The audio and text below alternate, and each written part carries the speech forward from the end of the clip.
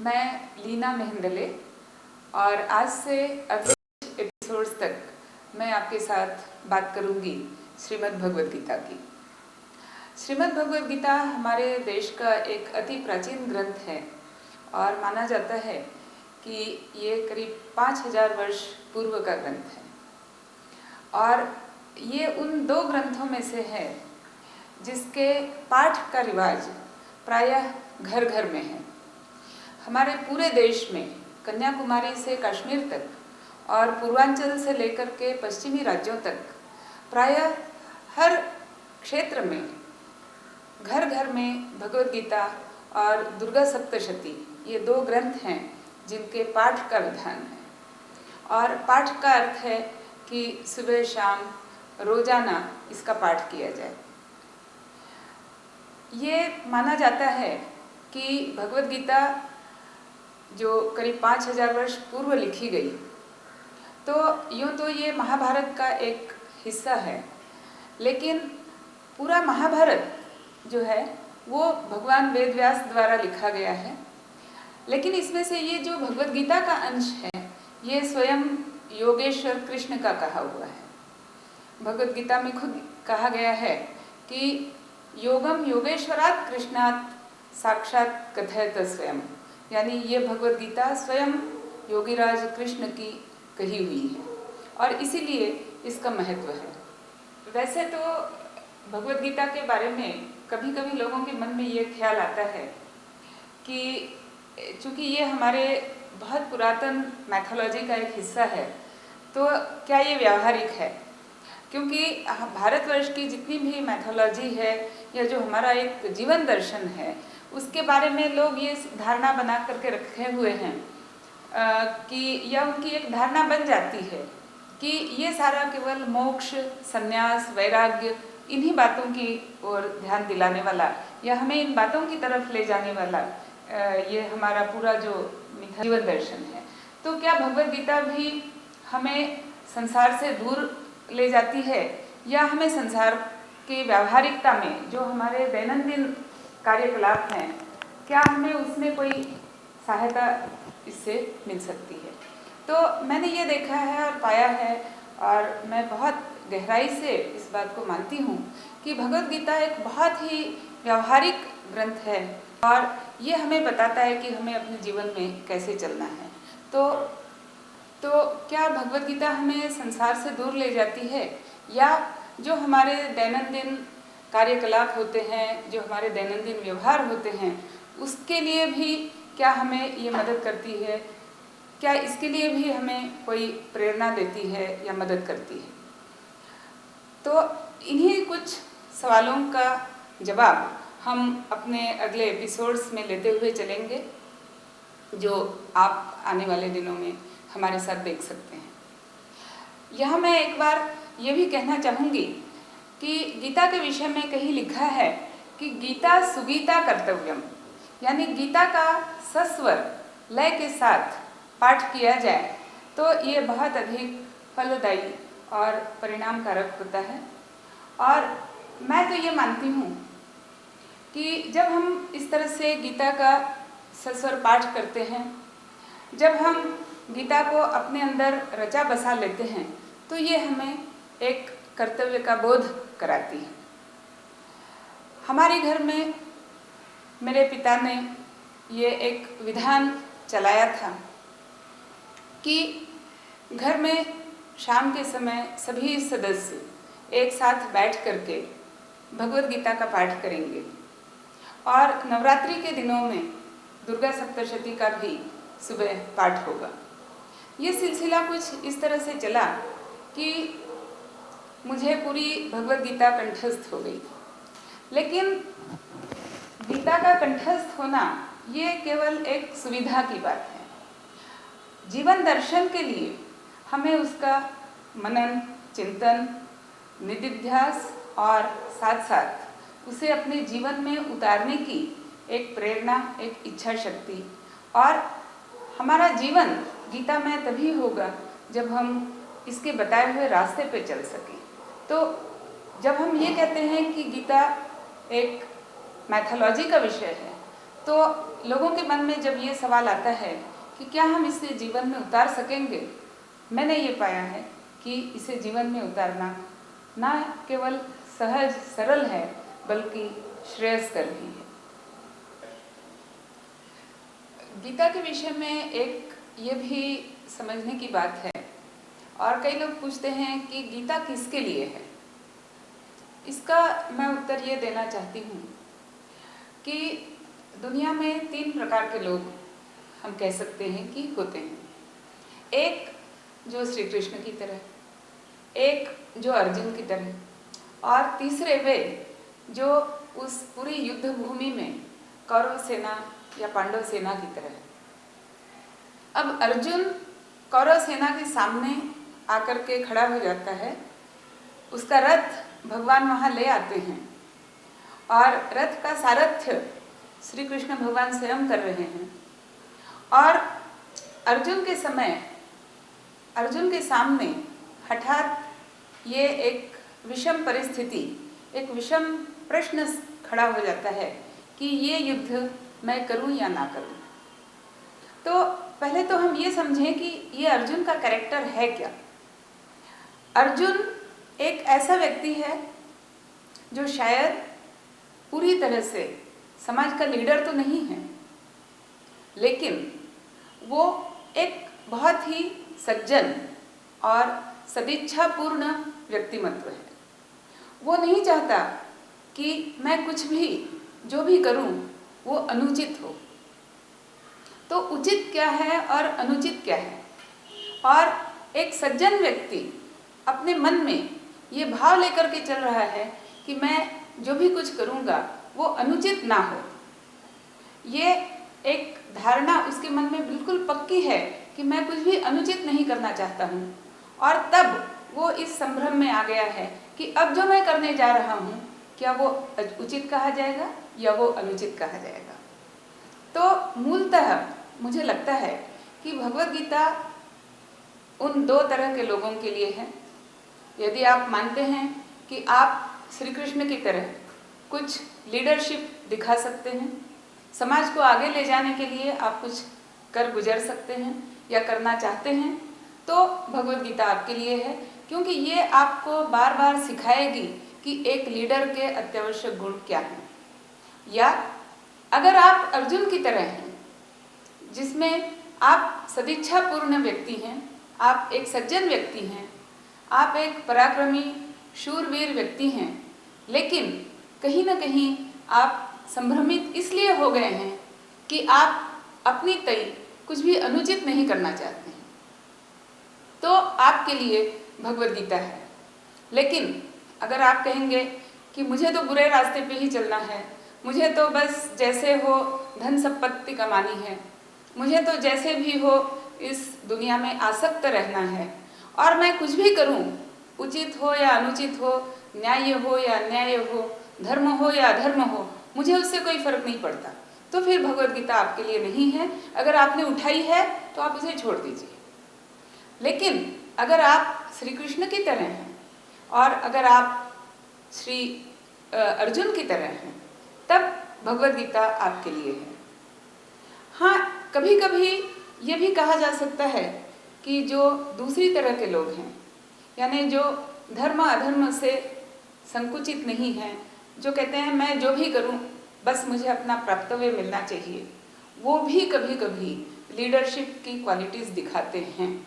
और उनके लिए भी कभी कभी गीता में जो लीडरशिप की क्वालिटीज़ वर्णित हैं, वो उनके लिए भी अच्छी एक सपोर्ट, सहायक साबित हो सकती हैं।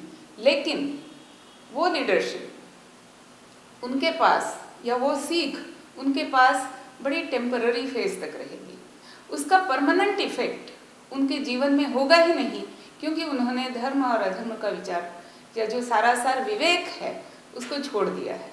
तो अविवेकी बुद्धि के लिए भगवद गीता में कोई भी जगह नहीं है। भगवान कहते हैं कि व्यवसायत्मिका बुद्धि होनी चाहिए, अव्यवसायत्मिका बुद्धि, अविवेकी बुद्धि नहीं होनी चाहिए। तो भगवद गीता किसके लिए है? मेरे लिए भगवद गीता है या नहीं है, ये अगर सवाल मेरे मन में आता है मेरे लिए भगवद गीता है या नहीं है, ये सवाल अगर मेरे मन में आता है तो सबसे पहले मुझे ये कसौटी लगानी पड़ेगी, क्या मैं श्री कृष्ण की तरह समाज को कुछ पथ प्रदर्शन करना चाहती हूँ, या मैं अर्जुन की तरह समाज में अच्छाइयों को फैलाना चाहती हूँ, अच्छाइयों के रास्ते पर मैं खुद चलना चाहती हूँ, या मैं कौरव सेना की तरह धर्म अधर्म का विचार किए बगैर जो भी आचरण मुझे लगा वो मैंने कर दिया, और इसमें नीति अनीति धर्म अधर्म इन सब बातों का मेरे लिए कोई मूल्य अगर नहीं है तो भगवद गीता मेरे लिए नहीं है। वैसे भगवद गीता में कई कंसेप्ट्स हैं और हर कंसेप्ट अपने आप में एक दूसरी दुनिया में हमें ले जाता है अगर हम गहराई से सोचें। लेकिन कुछ जो मुख्य मुख्य कंसेप्ट्स हैं वो जैसे गिनाए जा सकते हैं। जैसे सबसे जो इम्पॉर्टेंट कंसेप्ट माना जाता है वो ये है कि योगः कर्मसु कौशलम, मतलब कर्म की कुशलता जो है वही योग है। और मुझे लगता है कि ये भगवद गीता दुनिया का पहला ग्रंथ है जिसमें कर्म कुशलता पर इतना अधिक जोर दिया गया है। आज जब हम पूरी दुनिया में इतनी अधिक मैनेजमेंट टेक्निक्स और एफिशिएंसी और प्रोडक्टिविटी और ये सारी बातें जब करते हैं तो उसका सबसे बेसिक जो है कर्म कुशलता, ये संदेश गीता में एक बहुत ही स्ट्रांगली, बहुत ही आग्रहपूर्वक ये कर्म कुशलता का संदेश है। दूसरा संदेश है कर्म फल त्याग, और ये कर्म फल त्याग किस तरह से कर्म कुशलता के कंसेप्ट से जुड़ा हुआ है, इसकी चर्चा हम आने वाले एपिसोड्स में करेंगे। इसके साथ साथ भगवद गीता में स्थित प्रज्ञ बुद्धि है, इसका भी कंसेप्ट है। एक देह की नश्वरता और अपना देह जो है वो एक आत्मा का वस्त्र है, और आत्मा वस्त्र को छोड़ करके नया वस्त्र धारण करता है, जैसे मनुष्य अपना पुराना वस्त्र छोड़ करके नया वस्त्र धारण करता है। तो जो आत्मा की जो एक कंटिन्यूटी है, और देह जन्मता है मरता है, जब आत्मा इस देह के व्यवहार से गुजरती है तो देह नश्वर है, फिर भी आत्मा जो है वो अनश्वर है। ये भी एक बड़ा कंसेप्ट भगवद गीता में है, उसकी भी हम चर्चा करेंगे। समदर्शिता की एक बहुत ही खूबसूरत कंसेप्ट भगवद गीता में है, वो भी हम चर्चा करेंगे। 11वां अध्याय जो कि पूरे विश्व रूप दर्शन का अध्याय है, जिसमें पूरे विश्व का किस तरह से भगवान ने अर्जुन को बखान किया और दर्शन कराया, और जिसमें एक बहुत ही सुंदर कंसेप्ट है जहाँ भगवान ने कहा है कि मैं स्वयं काल हूँ, यानी समय जो है वो भगवान ने कहा है कि वो मैं ही हूँ। तो वो भी कंसेप्ट हम कहेंगे। 13वें अध्याय में बहुत सुंदर कंसेप्ट है क्षेत्र क्षेत्रज्ञ विभाग, यानी क्षेत्र क्या है और क्षेत्रज्ञ क्या है। ये क्षेत्र हमारा देह है और क्षेत्रज्ञ जो है वो आत्मा है, और ये क्षेत्र और क्षेत्रज्ञ के संयोग से ये पूरा संसार चलता है, और किस तरह से चलता है ये कंसेप्ट हम 13वें अध्याय में देखेंगे। तो यूँ तो भगवद गीता का हर अध्याय, हर श्लोक अपने आप में एक बहुत अलग दुनिया हमें दिखाता है। लेकिन फिर भी आज जो मैं यहाँ चर्चा करना चाहूँगी, सर्वप्रथम वो मैं चर्चा करना चाहूँगी विभूति योग की, जो 10वें अध्याय में है। और ये विभूति योग इसलिए मैं चर्चा में पहले लेना चाहती हूँ कि मुझे हमेशा ये लगा कि ये एक बहुत ही उदात्त और बहुत ही भव्य, बहुत ही दिव्य एक संदेश है, क्योंकि ये कर्तृत्व को सबसे सर्वोपरि, सबसे ऊपर मानता है। मनुष्य के अंदर जो भी प्रेरणाएं हैं उसमें कर्तव्य करने की, ऊंचे शिखर तक पहुंचने की, अच्छे सद्गुणों का अपने आप में उन सद्गुणों को अपने आप में लेने की जो एक मनुष्य की सहज प्रवृत्ति होती है, द यर्निंग टुवर्ड्स एक्सलेंस, कि मैं जो भी करूं वो सर्वोत्तम हो, ये जो मनुष्य के अंदर एक स्वभावतः प्रवृत्ति होती है, ये भगवद गीता का जो विभूति योग है, 10वां अध्याय है, वो उसी प्रवृत्ति की ओर इंगित करता है, उसी प्रवृत्ति की ओर संकेत करता है। तो इसके बारे में भी चर्चा हमारी होती रहेगी, लेकिन यहाँ मैं उस पूरे विभूति योग में से 2 विभूतियों के बारे में मैं कुछ कहना चाहूँगी।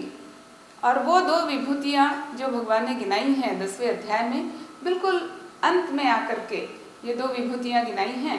और इसमें भगवान ने कहा है, दंडो दमयताम अस्मि नीतिरस्मि जिगीषिताम। तो ये जो पंक्ति है भगवद गीता की, मैं अपने जीवन में मैं इस पंक्ति का बहुत ही ज़्यादा महत्व मानती हूँ, क्योंकि जब मैं कुछ काम कर रही हूँ, सरकारी नौकरी कर रही हूँ या कोई भी अपने दैनंदिन जीवन का व्यवहार कर रही हूँ, तो मेरे उस पूरे व्यवहार की जो प्रेरणा स्तोत्र है, जो मेरे उस पूरे व्यवहार के पीछे अधिष्ठान क्या है, ये इन 2 पंक्तियों में बताया जाता है। भगवान कहते हैं कि दंडो दमयताम अस्मि, जिसे शासन करना है, जिसे प्रशासन चलाना है, जिसे अच्छी एक व्यवस्था, समाज व्यवस्था निर्माण करनी है, उसमें दंड देने की क्षमता भी होनी चाहिए। और नीतिरस्मि जिगीषिताम, जो जीतने की इच्छा करता है, और जीतना भी किस लिए, दोबारा जीतना, फिर प्रशासन शासन चलाने के लिए। तो ये जो जीतने की इच्छा जो भी करता है, तो जो जीतने के लिए कुछ भी कर रहा है, उसमें नीति का होना बहुत ही आवश्यक है। अगर जीतने वाले की या जीतने की इच्छा रखने वाले की या जीतने के लिए कुछ कर्म करने वाले के मन में अगर नीति है, तो समझो कि मैं वहाँ हूँ, और अगर वहाँ नीति नहीं है तो समझो कि मैं वहाँ नहीं हूँ। इसी तरह से जब आप कोई व्यवस्था चला रहे हैं, कोई आप शासन प्रणाली चला रहे हैं, और अगर आप में बुरे काम के लिए दंड करने की क्षमता है, तो समझो कि मैं वहाँ हूँ।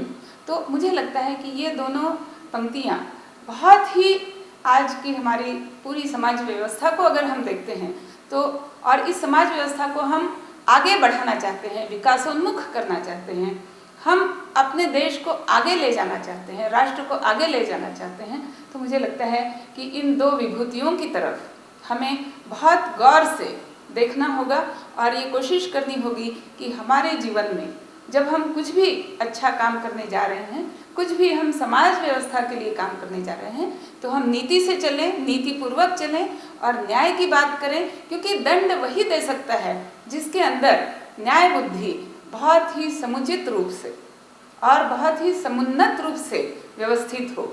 वही आदमी जो बहुत ही न्याय प्रवण है, जो न्याय की बात सोचता है, वही आदमी दंड विधान भी कर सकता है। तो न्याय, दंड, अच्छी शासन व्यवस्था, अच्छी समाज व्यवस्था और नीति की राह पर चलती हुई समाज व्यवस्था, ये जो 2 विभूतियाँ जो भगवान कृष्ण ने अपने बारे में गिनाई हैं। और मजे की बात देखिए, भगवान ये कहते हैं कि अर्जुन ये मत समझो कि मैं भगवान हूँ और तुम भगवान नहीं हो, तुम मेरे समकक्ष हो सकते हो। हर मनुष्य मेरे समकक्ष हो सकता है अगर वो कुछ विभूतियों को अपने आप में समाहित कर ले।